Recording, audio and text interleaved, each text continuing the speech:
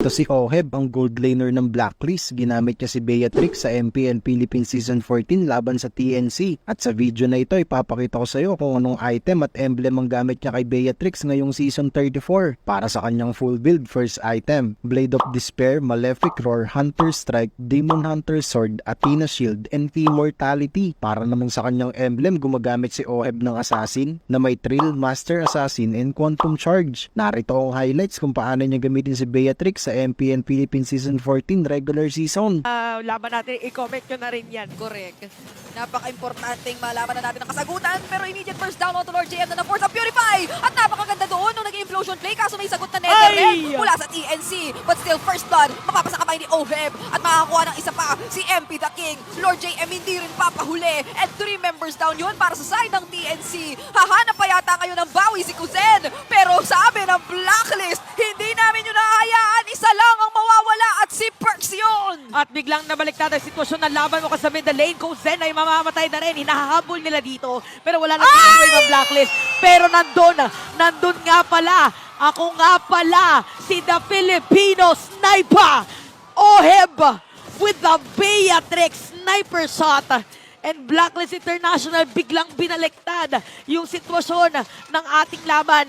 Parang hinintay ni Oheb yung pagkakataon na yun eh. Parang na-miss niya na talagang snipe ng mga kalaban at balikan natin yun in slow-mo. Ayun, lumuhod. Pagtama, boom! On spot, kung sino yung pwedeng targetin, we really have to come in, by the way, yung naging setup for Perks bottom lane ako si SCDYZ. Naku, makakahanap pa ba siya ng way out dito? Walang mapupuntahan! Okay, eto na. Pang-apat na lord na ito ng laban natin. 20 minutes na pala yung laban. Ganon nakahaba ay pinaglalaban ng dalawang kupunan kung sino nga ba talaga ang mananalo ngayong araw. At na-clear agad-agad yung Lord Objective na yon na napasa kamay ng TNC Pro Team, pero meron pa naman silang mga minions! Kaso pumasok na nga doon agad si Perks. Dalawa ang kanyang nahuli. Netherrealm umabot pa. Eto na ba ang counter engage? Heads down na naman with the penalty zone. Kaso nga lang nabigyan silang dalawa ni Escalera. Kaya naman 3v5 ang nakikita nating laban. Pero hindi na yata aabot at kakapusin yung damage. Flicker in pa from Oheb, taking down the remaining members of TNC! Meron pa minion wave sa taas ng Blacklist. Pero buhay kayo si Hatred para dumepensa. Pero parang mahirap yata, 40 seconds, 33 seconds ang pinakamaagang mabubuhay sa TNC. At inilalaban talaga ng Blacklist. Inilalaban nila ang kanilang pangarap na maging parte ng playoffs. Hanggang saan madedepensahan ni Hatred ito bilang nag-iisang natitirang miyembro and Blacklist.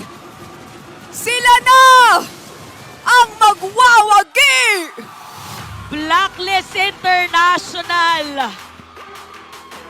Mga Blacklist eh. Hindi naman kumpleto ang Blacklist kung walang international. Ready na yung international performance from Oheb. Ready na yung mga edit mamaya eh, yung mga, babalik yung mga Yes, I know I'm blessed, but sometimes I wish I could go back to World